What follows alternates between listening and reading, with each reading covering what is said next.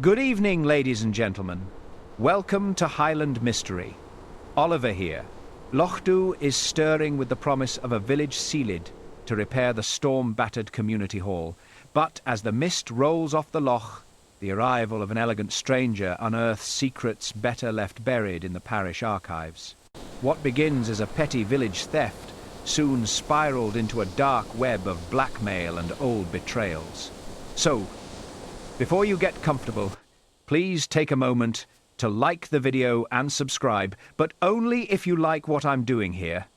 Tell us where you are and what time it is in the comments. Now, turn off the lights and let's get started tonight. Chapter 1.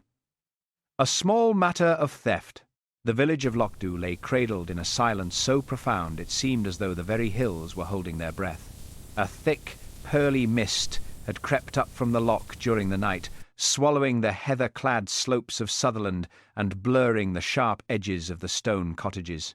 It was the kind of morning where the world felt damp, grey, and infinitely patient. Inside the small police station, the atmosphere was considerably more domestic. Hamish Macbeth, the village constable, sat slumped in his chair, his long, lanky frame draped over the furniture with a studied air of inertia. His flaming red hair, often noted for its peculiar purple highlights in the right light, was ruffled, and his hazel eyes were fixed dreamily on a puff of peat smoke rising from the hearth. At his feet, Lochs, the multicoloured mongrel with the strange blue eyes, was sprawled like an old, discarded hearth-rug, his tail twitching in the throes of a rabbit-chasing dream. On the windowsill, Sunsy, the massive wildcat who was frequently and unsuccessfully passed off as a large tabby, sat as motionless as a gargoyle. Her wild yellow eyes were fixed on the swirling mist outside, her tail giving a single, disdainful flick as a crow called out from a nearby rowan tree. Hamish sighed, his thoughts drifting toward the upcoming Ceilidh. The village was in a state of high activity, following the great storm that had battered the coast a week prior. The old Ferry House at Bray Torra had lost its porch, and the community hall had suffered a leaking roof. To Hamish, the storm had been a noisy intrusion on his peace. To the rest of Lochs, it was the social catalyst of the year. He contemplated the breakfast he had just consumed, a simple bowl of porridge and a thick slice of bread. It was a far cry from the leaden, greasy offerings of the Strathbane police canteen, which Hamish considered a crime against humanity in its own right. He often thought that if the Strathbane detectives spent more time eating proper food and less time bullying village constables, the crime rate in the Highlands might actually drop. The peaceful silence was shattered by the rhythmic heavy slumping of boots on the gravel path, followed by the frantic rattling of the station door. Nessie and Jessie Curry burst into the room like a pair of agitated camels. The twin spinsters were, as always, dressed in identical camel-hair coats that had seen better decades, their thick spectacles gleaming with the moisture of the morning mist. "It's a disgrace, Hamish Macbeth!" Nessie cried, her voice hitting a strident, moralizing pitch that made Lochs lift one ear in protest. "An absolute disgrace! To think that such a thing could happen in Lochs." "In Lochs," Jessie echoed, nodding her head so vigorously her glasses slid down the bridge of her nose. "What has happened, ladies?" Hamish asked, feigning an air of amiable stupidity that usually served to disarm the more volatile members of his parish. "The community hall!" Nessie shouted, her hands waving toward the village green. "Broken into! Plundered! The very money we've been scraping together for the roof!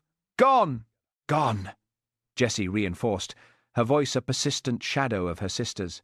Hamish stood up slowly, reaching for his peaked cap. "The donation box? And more," Nessie continued, her eyes wide with the joy of being the first to deliver the news. "The parish records cabinet has been smashed open. Papers everywhere, Hamish. It looks like a whirlwind hit it." "A whirlwind," Jessie added. As Hamish followed the twins out into the damp air, the gossip network of Lochs was already in full swing.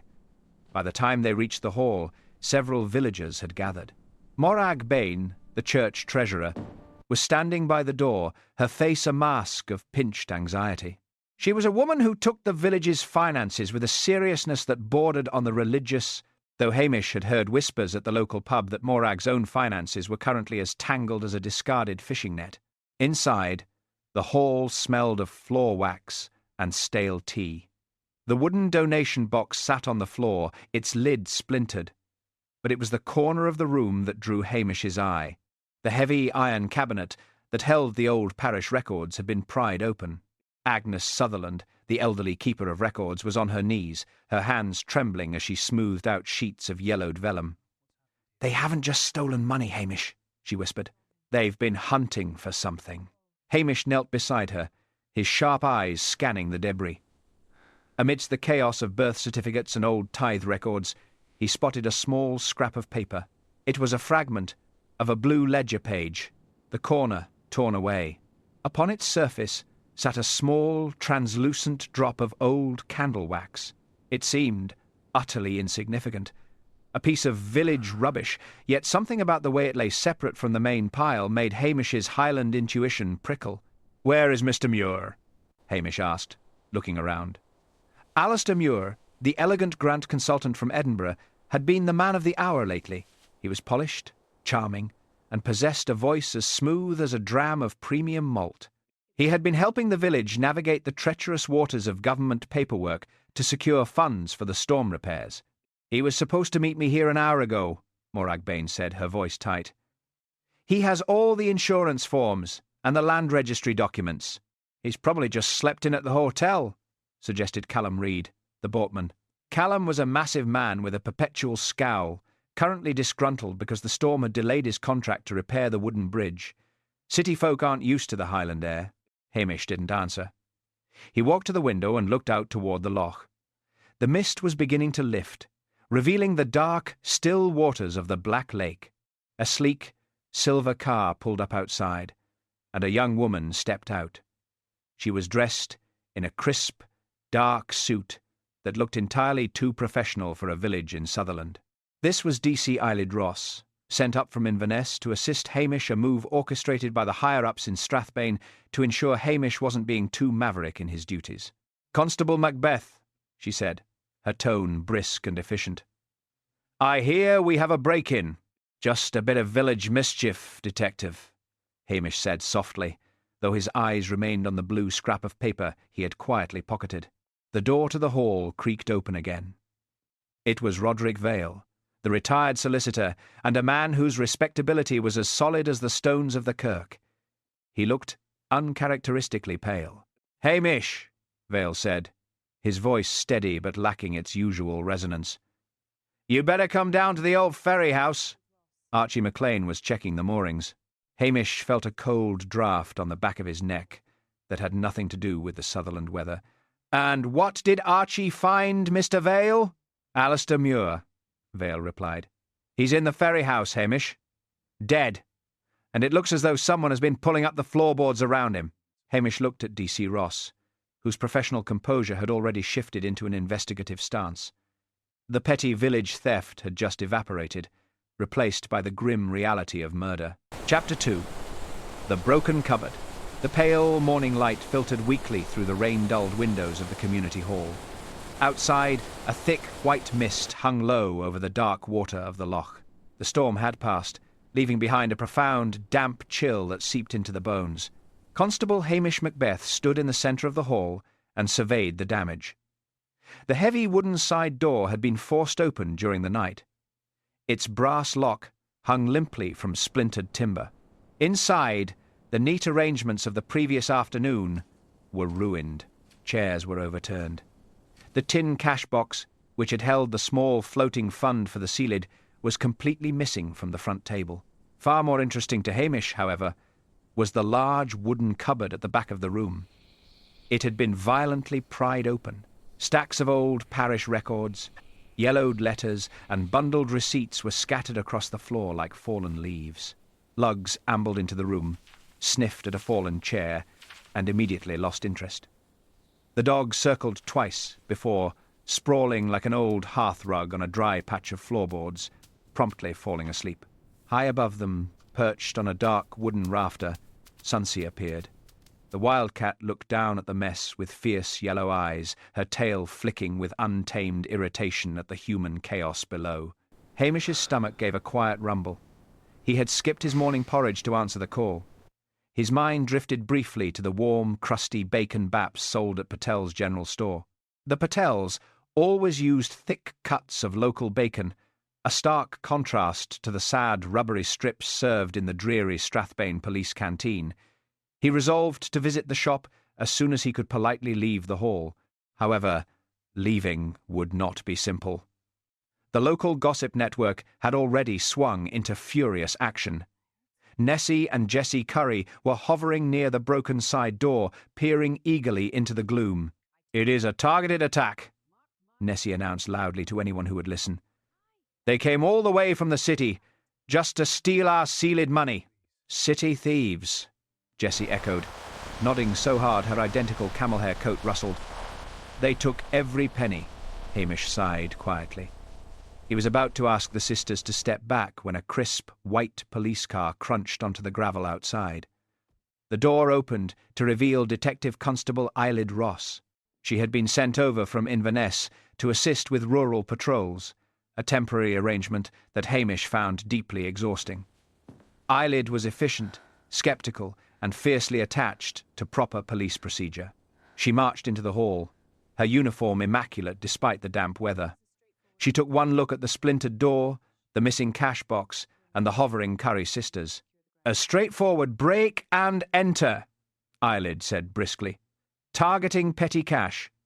We see this all the time in the city. Has anyone secured the perimeter?" "There is no perimeter to secure, Ceilidh," Hamish said mildly. "Only a wet lawn and the loch." Morag Bain hurried into the hall, her face flushed and her eyes bright with unshed tears. "The money is gone!" she cried, wringing her hands. "There was nearly £40 in that box. How will we pay for the new roof slates now?" "We will take a full statement, Mrs. Bain," Ceilidh said smoothly, pulling out a perfectly clean notebook. "Petty theft is common after public events are advertised." Callum Reid stomped through the doors a moment later, looking furious. "My locks were perfectly sound," the big man growled, glaring at Hamish as if the policeman had broken them himself. "Someone took a heavy iron crowbar to that timber. You do not do that for a few loose coins," Hamish quietly agreed with Callum. A common thief looking for quick cash would grab the tin box and run. They would certainly not waste time in the dark, breaking into a secondary locked cupboard to pull out stacks of dry historical paperwork. He left Ceilidh taking Morag's statement and walked slowly over to the scattered papers. He knelt down, ignoring the damp seeping into his uniform trousers. He sifted carefully through the mess.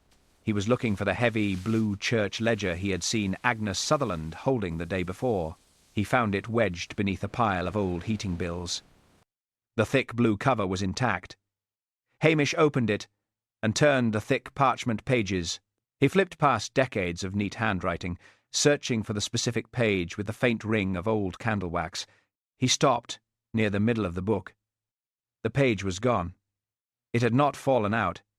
It had been neatly and deliberately sliced from the binding, leaving only a thin paper stump behind. The torn corner he had noticed yesterday was completely missing. Hamish closed the book and stood up. The air in the room felt suddenly heavier. He looked at the empty space where the cash box had been, and then down at the blue ledger in his hands. The missing money was nothing but a noisy distraction. Someone in this village was terrified of an old piece of paper, and they were willing to tear down a door to get it. Chapter 3. The Ferry House. The wind off the loch carried the sharp smell of salt and decayed seaweed into the abandoned ferry house. The old stone building sagged near the water's edge, its warped glass windows filtering a grey, broken light across the damp floorboards. It was a lonely, forgotten place, fully exposed to the bitter Highland weather. Archie McLean, the village fisherman, had spotted the swinging door while pulling his small boat up to the slipway. In a testament to the terrifying speed of local communication, the news had travelled from the docks to the counter of Patel's general store, bounced rapidly between the Curry sisters, and reached Constable Hamish Macbeth in less than 20 minutes. Hamish stood in the doorway of the ruin, his tall, lanky frame blocking the draught. He sighed deeply, his breath pluming in the freezing air. He had barely managed 3 bites of a warm, crusty bacon bap from Mr. Patel before the urgent summons arrived. Now his stomach rumbled in protest as he faced a day of cold misery, wishing deeply for the simple comfort of his warm police station. Inside the shed, Alistair Muir lay perfectly still on the rotting timber. There was no terrible gore or visible violence, only a profound sense of wrongness. The polished Edinburgh consultant, wearing his expensive tailored jacket and neat silk tie, looked absurdly out of place, lying dead on a filthy floor. It was an undignified end for a man who had spent the previous day correcting everyone's grammar. Lugs had wisely refused to cross the threshold. The mongrel retreated to a patch of dry seagrass outside, sprawling like a lazy, shaggy rug and closing his eyes against the wind. Sunsy, however, had slipped inside. The wildcat crouched on a high, rotting roof beam above the body. Her wild yellow eyes were completely unblinking, making her look fiercely untamed as she watched the dead man. The crunch of heavy tires on gravel announced the arrival of official trouble. Detective Chief Inspector Blair heaved his massive bulk out of a police rover. His face was a thunderous red, and he smelled faintly of stale whiskey and strong peppermint. "Well, Macbeth," Blair barked, his small piggy eyes darting around the shabby room. "A dead city man! A robbery gone wrong! Caught the thief from the hall, did he? Let us bag him up and get back to Strathbane before my boots get ruined." "We must establish a proper perimeter first, sir," DC Ceilidh Ross said smoothly. She had arrived just behind Blair, her uniform crisp and her expression professionally blank. "We cannot assume a robbery gone wrong without a thorough forensic sweep." Blair glared at her, intensely disliking anyone who quoted procedure when it delayed a hot meal. Hamish ignored the blustering chief inspector. He stepped carefully around a pile of rotting fishing nets. Why would an elegant, careful man like Alistair Muir come to a freezing, ruined shed in the middle of the night? He had not been chasing a thief who stole £40. He had been meeting someone in secret. Hamish crouched near the victim's polished leather shoes. The floorboards here were splintered and uneven. He leaned closer, his hazel eyes catching a tiny flash of colour against the dark, damp wood. Pinched tightly beneath a jagged splinter of timber was a small scrap of stiff blue paper. Hamish pulled a ballpoint pen from his pocket and carefully nudged the scrap loose. It was a jagged corner piece. On the edge of the blue paper was a very faint, curved trace of pale candle wax. It was a piece of the torn page from the old church ledger. Hamish stood up slowly, slipping the pen back into his pocket. Blair was already shouting at a uniformed officer outside, demanding rapid action, but Hamish knew the loud, angry chief inspector was entirely on the wrong path. The missing cash box was nothing but a clumsy smokescreen. The village had crossed an invisible line from petty theft into the cold, calculating territory of murder. Outside the broken windows, the deep water of the loch seemed to hold its breath. Chapter 4. What he knew about everyone. The skies over Bray Torah finally began to clear by mid-morning. A pale, watery sunlight touched the dark hills, and the sharp scent of peat smoke drifted from the village chimneys. The deep water of the loch caught the light, gleaming like polished steel. It was a beautiful, deceptive morning for a murder investigation. Hamish Macbeth and Detective Constable Ceilidh Ross began the slow, exhausting process of interviewing the locals. They walked along the narrow garden paths, their boots crunching on the wet gravel. Ceilidh carried her pristine notebook, her face set in lines of professional determination. She wanted a structured, rigorous timeline of the previous evening. Hamish knew it would not be that simple. The news of their movements travelled ahead of them, carried on the invisible but highly efficient Highland gossip network. By the time they reached the small village post office, the rumours were already flying. Mrs. Wellington, the minister's wife, was standing outside Patel's general store. She was speaking loudly to anyone who would listen. "They say the city man was asking terrible questions," Mrs. Wellington declared, clutching her heavy shopping bag, poking his nose into private bank accounts. "Nessie Curry told me he knew exactly who was behind on their rent."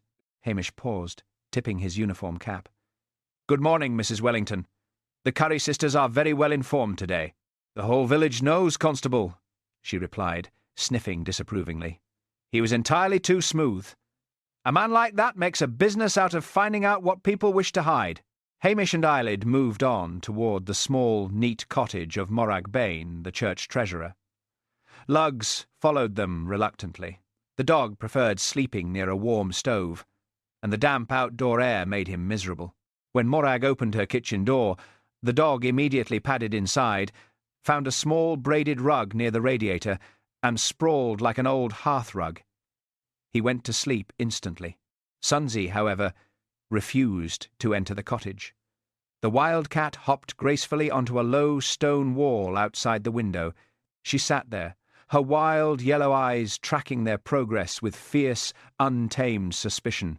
Morag poured them cups of strong, dark tea, and offered a plate of fresh shortbread. Hamish accepted a piece gladly.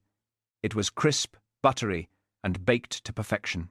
It was a vast improvement over the stale, tasteless digestive biscuits usually found in the bleak Strathbane police canteen. He ate it slowly, giving the frightened woman time to settle. "Mr. Muir was a very helpful man," Morag said, her voice tight and nervous. Her hands trembled slightly as she held her teacup. "He looked at all our accounts to help with the grant applications." "Did he look at the Ceilidh fund, Mrs. Bain?" Ceilidh asked smoothly, her pen poised over the blank page. Morag paled dramatically. "He saw everything.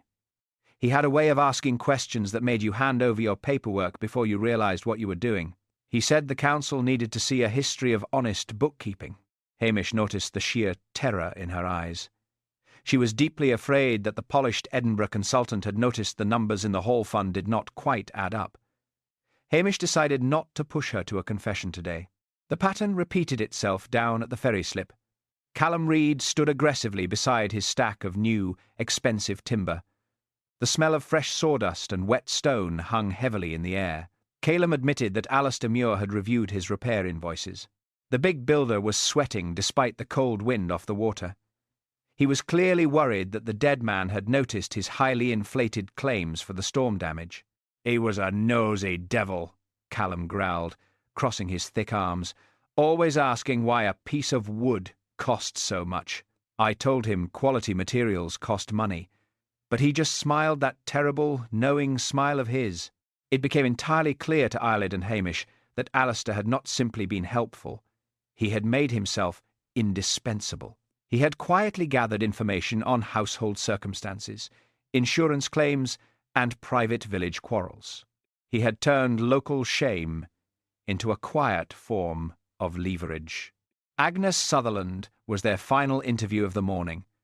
The stern historian stood in her incredibly neat front room, a room that smelled faintly of lavender and old paper. She did not offer them tea or biscuits. She stood, with her back perfectly straight, looking at the two police officers with mild disdain. "He was a snooping man," Agnes said flatly, confirming everything they had already suspected. "He took an unusual interest in the old parish records. He asked me specifically about land maps and historical shoreline boundaries." "Did he ask to see the Blue Ledger?" Hamish asked softly. Agnes pressed her lips together into a thin line. "He looked at many books, Constable. He claimed it was for a heritage grant, but I saw him walking down by the old Ferry House late last night, long after the hall was locked." "Did you speak to him?" Ceilidh asked, leaning forward. "I did," Agnes replied. "I asked him what he was doing out in the damp. He told me he was meeting someone to discuss a highly private matter regarding the village history. He looked very pleased with himself." "Did he say who he was meeting, Miss Sutherland?" Ceilidh pressed. "He did not," Agnes said firmly, "and I did not ask." "It is not my business to track the movements of city men." They left the cottage and stood on the quiet road. The sun was fully out now, warming the damp earth. Ceilidh tapped her pen against her notebook, her mind working quickly. She saw a very clear pattern of blackmail and coercion. Someone in the village had gone to the Ferry House to stop Alistair from using what he knew. Hamish looked out toward the water, his hands deep in his pockets. Tea had been poured in every house. Voices had remained polite, But almost everybody had lied a little. Alistair had gathered their secrets, making himself dangerous. But Hamish knew that Callum's inflated timber bills and Morag's missing coins were small things. Only one secret was dangerous enough to require a stolen church ledger, a torn blue page, and a violent death. Chapter 5. The Easy Answer. The wind came in harder off the loch by early afternoon. It swept across the dark water in sudden, vicious gusts, carrying the cold promise of more heavy rain and the sharp scent of crushed heather. Hamish Macbeth stood near the edge of Callum Reed's chaotic builder's yard, pulling his uniform collar high against the biting chill. He watched Detective Chief Inspector Blair loudly declare the complicated case completely solved. The village gossip network had already convicted the big builder hours before the police arrived at his door.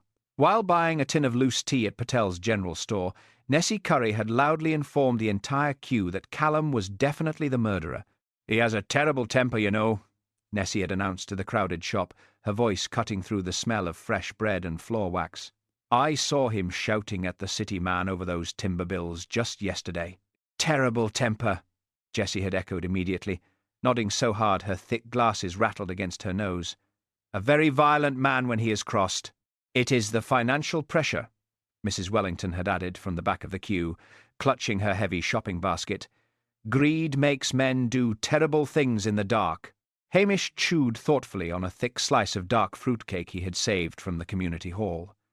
It was dense, rich, and comforting against the damp cold. It was vastly superior to the dry, grey scones and bitter tea that Blair usually demanded from the bleak Strathbane police canteen. Good local baking always helped Hamish think more clearly. In the sheltered corner of the builder's yard, Lugs had found a dry spot beneath a stack of heavy roofing felt. The mongrel sprawled like a shaggy old hearth rug, closing his eyes and completely ignoring the shouting men. High above the yard, perched precariously on the rough stone wall of the slipway, Sunsea sat perfectly still. The wildcat watched the blustering chief inspector with fierce, wild yellow eyes, her thick tail flicking with untamed irritation at the loud human noises. "It is perfectly obvious to anyone with eyes," Blair bellowed, his heavy face turning a deep, dangerous shade of purple. He pointed a thick finger at the builder. Reed was inflating his storm repair bills to cheat the council. Muir found out the truth. Reed met him down at the Ferry House last night and silenced him for good. We have the motive, the opportunity, and the physical strength. Put him in the car, Ross, before I lose my temper. Callum stood defiantly by his workshop door, looking both furious and deeply frightened. His massive, calloused hands were clenched into tight fists at his sides. Sawdust clung to his heavy woolen jumper. "I did not touch the man," Callum growled, his voice rough with panic.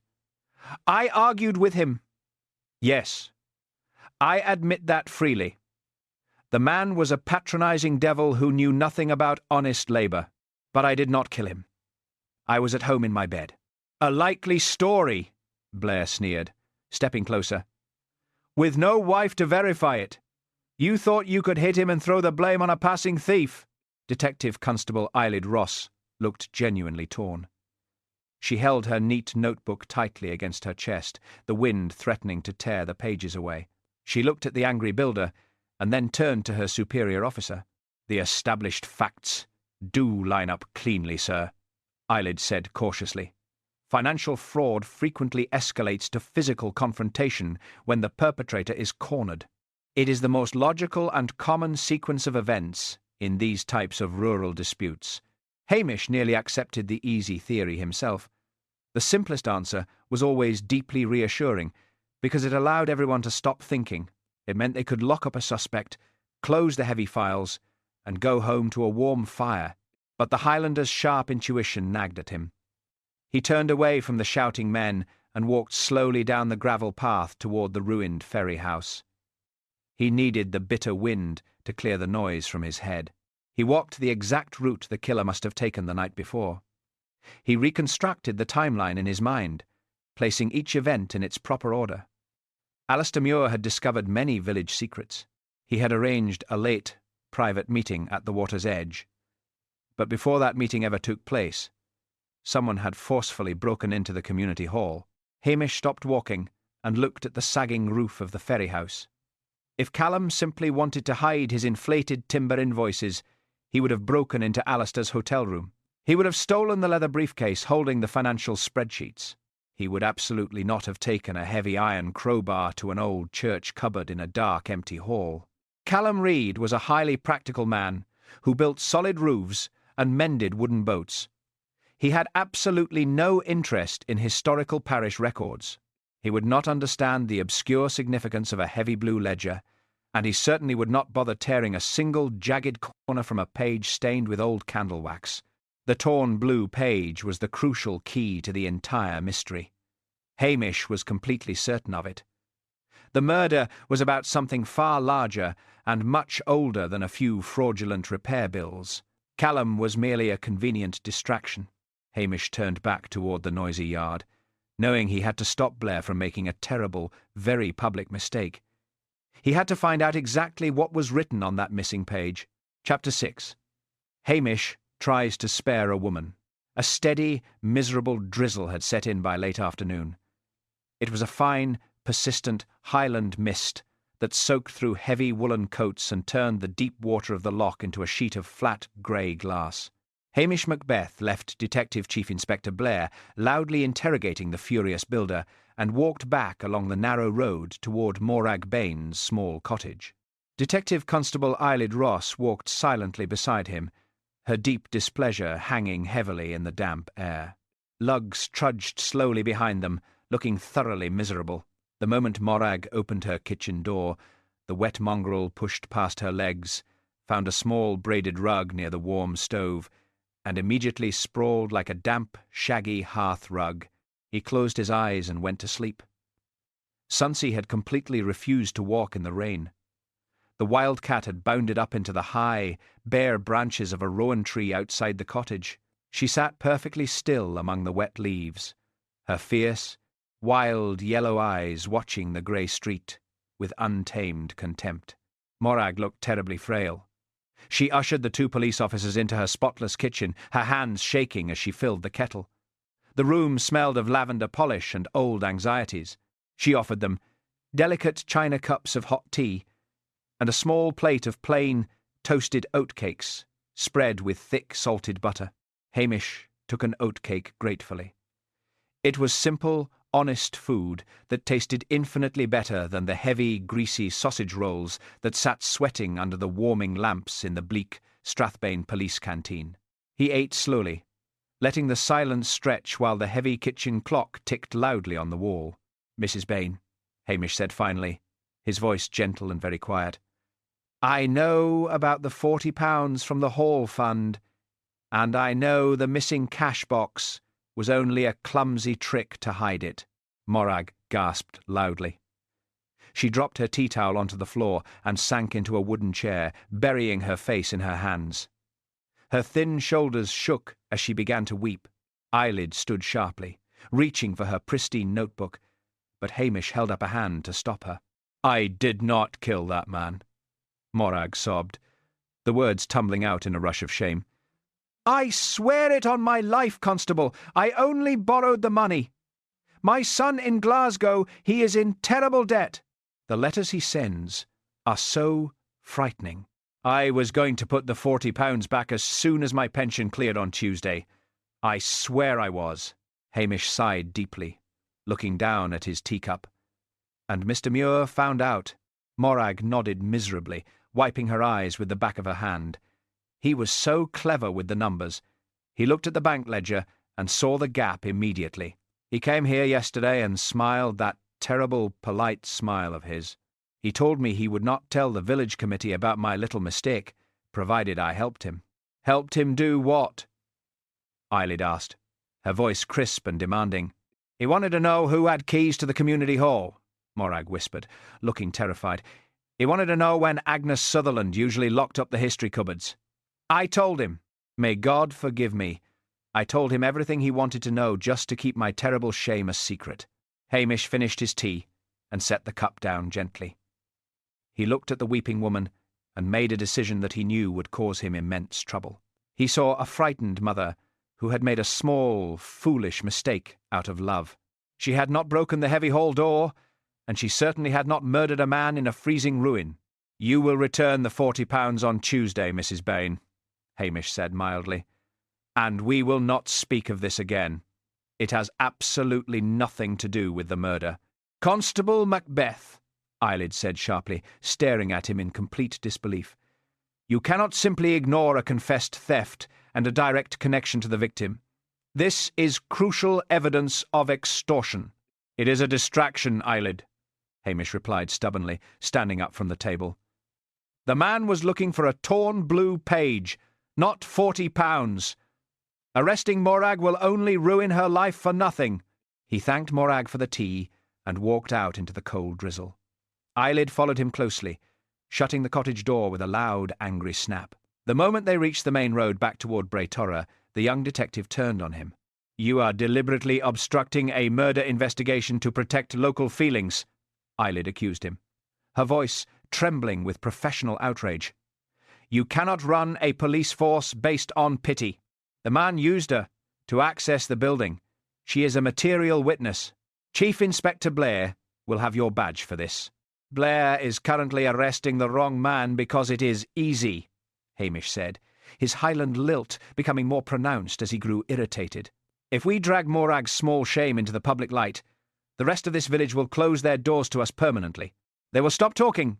But Hamish had drastically underestimated the speed and ferocity of the village gossip network. In a small Highland settlement, secrets rarely stayed quiet for long, especially when tension was high. By the time they reached Patel's general store, the atmosphere had completely changed. Nessie and Jessie Curry were standing under the shop awning, sheltering from the rain. As Hamish approached, Nessie stopped talking abruptly. She gave him a dark, suspicious look. "They say the local police are turning a blind eye," Nessie muttered loudly to Mrs. Wellington, ensuring her voice carried across the wet pavement. "They say certain people are being protected because they belong to the village, while the poor city man lies dead." "Protecting his own," Jessie echoed immediately, nodding her head so hard her thick glasses rattled, hiding the truth from the city detectives. Mrs. Wellington sniffed loudly and turned her back on Hamish. The warm, usually polite village had suddenly grown cold and defensive. Hamish felt a sinking sensation in his chest. His attempt to show mercy had completely muddied the waters of the case. By trying to spare one woman from public humiliation, he had made himself look corrupt in the eyes of the community. In a small place like Bray Torra, mercy and obstruction looked exactly the same. The villagers were pulling away from him, retreating behind their damp walls and locked doors. And somewhere among them, a murderer was listening to the gossip, very pleased that the local policeman was suddenly the one under suspicion. Chapter 7. The Missing Inheritance. Evening gathered early over the village of Bray Torra. Heavy purple clouds swallowed the fading sunlight, casting deep shadows across the dark water of the loch. A bitter wind swept down from the high hills, rattling the window panes of the small cottages and carrying the sharp, cold scent of impending rain. The village streets were completely empty. The locals had retreated behind their thick stone walls, locking their doors against both the weather and the uncomfortable presence of the police. Hamish Macbeth and Detective Constable Ceilidh Ross walked silently toward the neat stone house belonging to Agnes Sutherland. The atmosphere between the two officers was deeply strained. Hamish felt the weight of the village's sudden disapproval pressing down on him. The gossip network had done its work thoroughly. He knew that Nessie and Jessie Curry were currently sitting in the warm pub, loudly telling anyone who would listen that the local constable was deliberately ignoring evidence to protect his friends. When they reached the stern historian's house, Lugs flatly refused to go inside. The damp mongrel circled twice on the sheltered porch and sprawled like an old hearth rug against the wooden door, closing his eyes in exhaustion. Sunsey, who had followed them at a distance, leaped effortlessly onto the high stone boundary wall. The wildcat sat perfectly still in the gathering gloom, her untamed, wild yellow eyes fixed fiercely on the lighted window of the front room. Agnes Sutherland opened the door with a look of profound reluctance. She ushered them into her incredibly neat parlour, A room dominated by tall wooden bookcases and the heavy scent of dried lavender and beeswax polish. A single brass lamp cast a pool of yellow light over a polished mahogany table. She offered them small china cups of weak, lukewarm tea and a plate of remarkably dry water biscuits. Hamish took a biscuit out of sheer politeness. It tasted of dust and old cupboards. He chewed it slowly, longing deeply for the rich, steaming bowls of hot mutton stew served at the Napoli restaurant in Lochs, or even a plate of Angela Brodie's famously heavy burnt scones. There was absolutely no comfort to be found in this austere room. "I have already told you everything I know, Constable," Agnes said sharply, sitting very straight in her high-backed chair. "The Curry sisters are spreading terrible rumours about you protecting Morag Bain. I do not wish to be drawn into village scandals." "The village is highly distracted by small things, Miss Sutherland," Hamish said quietly. He set his teacup down on a small coaster. "They are looking at a missing cash box, but I am looking for a torn page from an old blue church ledger. A page with a faint ring of candle wax on the corner." Agnes froze. The colour drained completely from her stern face. She looked at Ceilidh, who was watching her with sudden, intense professional interest, and then back to Hamish. "I saw you holding the book yesterday," Hamish continued gently. "And I saw the torn stump this morning in the broken cupboard. Someone used a heavy iron crowbar to get to that ledger." They tore the page out, and then they dropped a tiny scrap of it on the floorboards of the old Ferry House. "The city man was murdered for whatever was written on that paper." The heavy grandfather clock ticked loudly in the corner of the room. Agnes looked down at her hands, which were trembling slightly in her lap. She finally released a long, shuddering breath. The strict guardian of local history looked suddenly very old and very tired. "It was not routine bookkeeping," Agnes whispered into the quiet room. She stood up slowly, walked over to a locked wooden bureau, and retrieved a large rolled parchment map. She brought it back to the table and spread it out under the lamplight. "Alistair Muir claimed he was researching heritage grants," Agnes explained, her voice trembling. "He asked to see the oldest records regarding the shoreline boundaries. He was a very clever man. He noticed a discrepancy between the modern land registry and the original parish deeds from 60 years ago." Ceilidh leaned forward, her sharp eyes scanning the old map. "What kind of discrepancy, Miss Sutherland?" "An inheritance," Agnes replied heavily. "The torn page detailed the transfer of the shoreline property after the old laird died. It included the Ferry House and the Deepwater Slipway. If you read that missing page alongside this surviving map index, it proves a terrible truth. The land never legally passed into the hands of the family that eventually sold it. The deed was altered. The sale was a complete fraud." Hamish stared at the map. The lines of ink were faded, but the boundaries were clear. The realization hit him with the force of a physical blow. The stakes of the crime shifted dramatically in his mind. "The shoreline," Hamish said slowly, piecing the puzzle together. "The council is planning a massive new infrastructure scheme for the loch next year.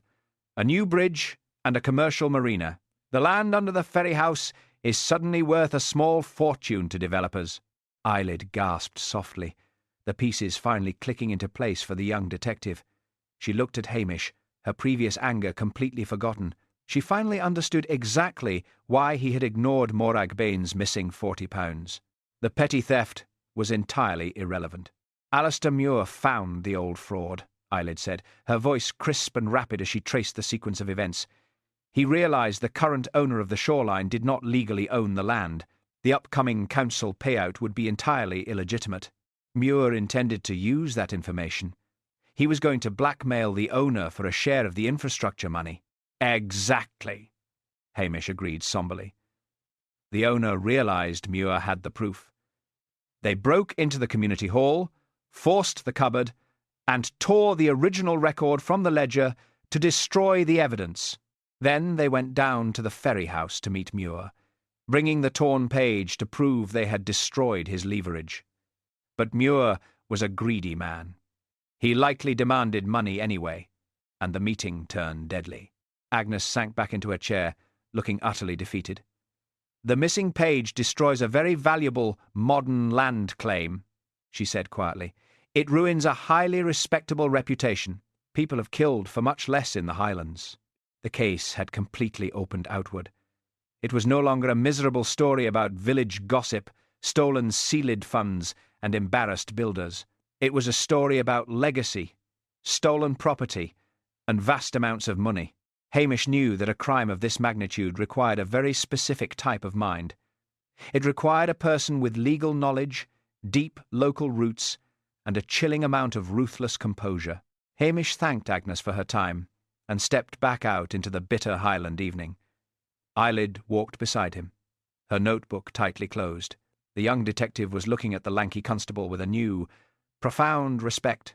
The easiest answer had been entirely wrong, and Hamish Macbeth had seen the truth hiding beneath the surface all along.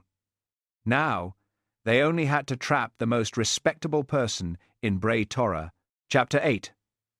The Respectable Man. The heavy purple clouds that had threatened the village all afternoon finally broke as evening settled over Bray Torra. A cold, steady rain began to fall, slicking the dark surface of the loch and turning the dirt paths into slippery mud. The sharp, earthy scent of wet bracken and peat smoke filled the air. Constable Hamish Macbeth and Detective Constable Ceilidh Ross walked slowly down the narrow road leading toward the old churchyard, pulling their collars high against the biting chill. They were heading toward the large, imposing stone house belonging to Roderick Vale. The retired solicitor lived at the end of the lane, shielded from the common village traffic by a tall, immaculate hedge. Hamish felt a deep, familiar weariness settling into his bones. His stomach gave a loud, hollow rumble. He had eaten almost nothing since the dry water biscuit at Agnes Sutherland's cottage. His mind drifted longingly to the warm, heavily timbered dining room of the local pub. He knew they were serving thick, steaming bowls of rich venison stew tonight, dark with root vegetables and savoury gravy. It was a magnificent meal, completely unlike the watery, grey gruel and limp chips that passed for dinner at the dismal Strathbane police canteen.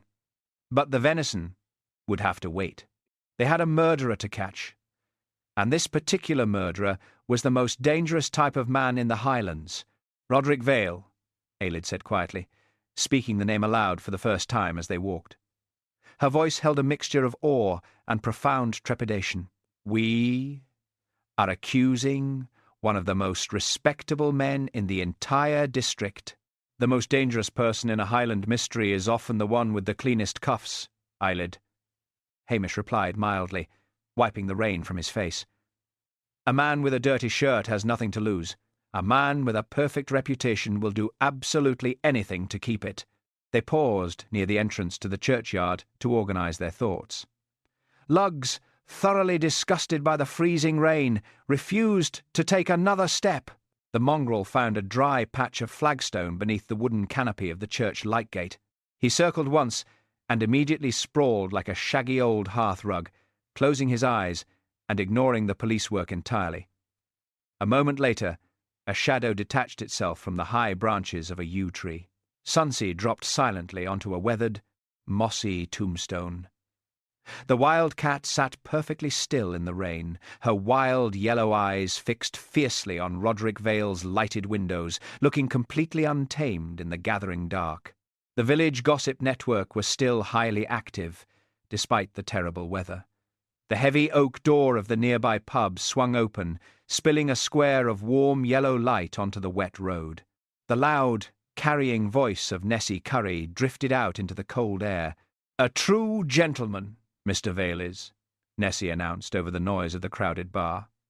"He put £20 of his own money into the Ceilidh fund to make up for the terrible robbery. You do not see city people showing that kind of generosity." "A true gentleman," Jessie Curry echoed loudly, her voice ringing out before the pub door swung shut again, cutting off the noise. Hamish shook his head slowly. The village was completely blind to the truth because they were blinded by status. Roderick Vale had purchased their good opinion for £20, a laughably small price to pay to deflect suspicion, "Let us review the sequence," Hamish said, turning his back to the wind. "Alistair Muir comes to the village to help with the grants. He is clever and nosy. He looks at the old maps and the church ledger. He realises the shoreline under the old Ferry House was never legally transferred to the current owners. It was a fraudulent conveyancing. And Roderick Vale handled that conveyancing," Ceilidh finished, her sharp mind grasping the legal implications perfectly. "He was the only solicitor in the district 60 years ago. He altered the original deed to benefit a client, or perhaps to benefit himself. With a new council infrastructure scheme coming, that land is suddenly worth millions. If the fraud is exposed, Vale faces total financial ruin, the loss of his estate, and complete public disgrace." "Muir knew it," Hamish agreed somberly. "He saw a chance to become very rich.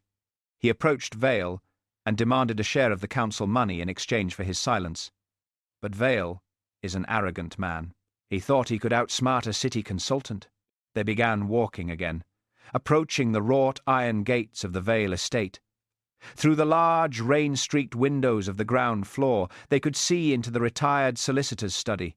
It was a magnificent room, lined with walls of polished wood and filled with heavy, leather-bound legal books. Roderick Vale was sitting behind a massive mahogany desk, pouring himself a crystal glass of amber liquid. He looked entirely calm, secure, and untouchable. "Vale broke into the community hall," Ceilidh said, her voice dropping to a whisper as they stood in the shadows of the hedge. "He bypassed the cash box completely. He forced the cupboard, found the blue ledger, and tore out the single page that proved his crime. He thought he had destroyed the only evidence. But Muir was greedy," Hamish added. "He lightly demanded the money regardless, telling Vale the secret was still in his head. They met at the old Ferry House to negotiate. Muir pushed too hard. Vale refused to be blackmailed by a younger, lesser man. He struck Muir down, leaving him on the damp floorboards." Ceilidh pulled her clean notebook from her pocket, sheltering it from the rain with her jacket. She looked down at the blank page and frowned. "It is a perfect theory, Constable Macbeth. It accounts for the broken lock, the missing page, and the location of the body. But we have a terrible problem. We have no physical proof," Hamish said simply. "Exactly." Ceilidh sighed in frustration. "We have a scrap of paper with old wax on it. A sharp defence lawyer will tear that to pieces in a courtroom. Vale will simply claim he was at home reading his legal books. He is a pillar of the community. A judge will take his word over ours, unless we secure a direct confession." Hamish watched the respectable man sip his drink in the warm, dry study. Dragging Roderick Vale into the bleak interview rooms at Strathbane would achieve nothing. The man would politely demand his lawyer and refuse to speak. To trap a man who hid behind public respectability, you had to strip that respectability away in front of the very people he wished to impress. "We will not interview him tonight, Ceilidh," Hamish said, turning away from the iron gates. "We cannot break him in private. We need to do it in public."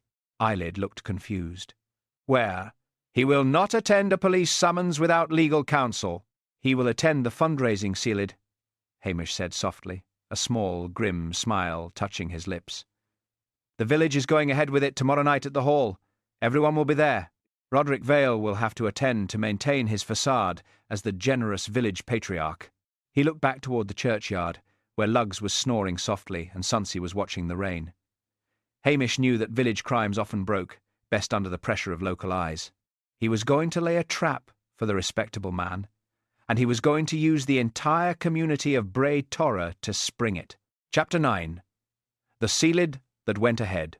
The cold rain had finally stopped, leaving a heavy, damp mist clinging to the dark hills around Bray Torra. The community hall blazed with bright yellow light against the deep Highland night. Inside, the postponed fundraising Ceilidh was finally taking place. It was a nervous, subdued affair. The cheerful fiddle music felt entirely forced, and the cautious laughter died quickly in the damp air. Everyone in the village was present, mostly because everyone felt they had to be there to avoid suspicion. Hamish Macbeth stood near the heavy wooden doors, watching the room. He felt deeply tired, but the smell of the food tables provided a small, grounding comfort. There were towering plates of fresh, buttery shortbread and thick slices of rich Dundee cake. It was a wonderful spread, completely outshining the miserable, stale biscuits of the Strathbane police canteen. Lugs lay safely under the main dessert table. The mongrel sprawled like a shaggy old hearthrug, completely ignoring the fiddle music and hoping for fallen crumbs. High in the dark, exposed rafters, Sunsy sat perfectly still. The wildcat watched the nervous dancers with wild yellow eyes, her untamed presence a silent reminder that the village was not entirely civilized tonight. The gossip network was operating at maximum speed. Near the large tea urn, Nessie and Jessie Curry were whispering furiously to Mrs. Wellington. "They say the Chief Inspector is here to arrest the builder," Nessie muttered, her eyes darting toward Callum Reed, who stood rigidly by the far wall. "Arrest the builder," Jessie echoed, adjusting her thick glasses nervously. "A terrible, violent man." Detective Chief Inspector Blair pushed his way through the double doors a moment later, smelling strongly of stale whiskey and cheap peppermint. He looked extremely pleased with himself. Detective Constable Ceilidh Ross followed closely behind him, her face a mask of cool professionalism. "Right, Macbeth," Blair barked, his loud voice cutting through the delicate fiddle music. "Stop the band! I want this done publicly so these people know the Strathbane police do not waste time. Reed is going in the back of my car tonight." Blair stepped forward to claim the centre of the floor, but Ceilidh moved smoothly into his path. "Excuse me, sir," Ceilidh said, her voice crisp and authoritative enough to make the heavy man pause. "Before we make an official arrest, Constable Macbeth has crucial physical evidence to present to the room. It is vital for the correct procedural logging of the timeline." Blair frowned, deeply confused by the sudden bureaucratic delay, but the music had already stopped. The entire village turned to look at the police officers. The sudden silence in the hall was dreadful and heavy. Hamish stepped slowly into the centre of the room. He looked past the frightened faces of Morag Bain and Callum Reed, fixing his gaze entirely on Roderick Vale. The retired solicitor sat in a comfortable chair near the front, looking immaculate in a tailored tweed suit. He held a delicate china teacup, projecting an aura of complete, unshakable respectability. "We had a terrible crime here yesterday," Hamish began, his soft Highland lilt carrying easily across the quiet room. "A city man was killed. Many of you thought it was over unpaid bills or stolen Ceilidh cash. You let small shames distract you from the truth." Roderick Vale smiled thinly. "Constable, this is hardly the time or place to lecture the village. You have your suspect. Do your duty." "My duty is to the facts, Mr. Vale," Hamish replied mildly. He reached into his deep uniform pocket and pulled out a clear plastic evidence bag. Inside the bag was the tiny, jagged scrap of blue paper with the faint ring of old candle wax. Next, Hamish pulled out the heavy blue church ledger he had retrieved from Agnes Sutherland. He held both objects up for the room to see. "Alistair Muir did not care about £40 from a tin box," Hamish explained, walking slowly toward the seated solicitor. "He cared about a fraudulent land transfer. He cared about the shoreline property beneath the old Ferry House. He discovered that the original deed was illegally altered 60 years ago by the solicitor handling the estate." A sharp gasp rippled through the room. Agnes Sutherland closed her eyes tightly. "Muir tried to blackmail the man responsible," Hamish continued, his voice steady and calm. "That man broke into this hall, forced the cupboard, and tore the original record from this blue ledger. He went to the Ferry House to prove to Muir that the evidence was destroyed. But the meeting turned violent." Blair looked completely baffled, but Ceilidh watched Roderick Vale with sharp, unwavering focus.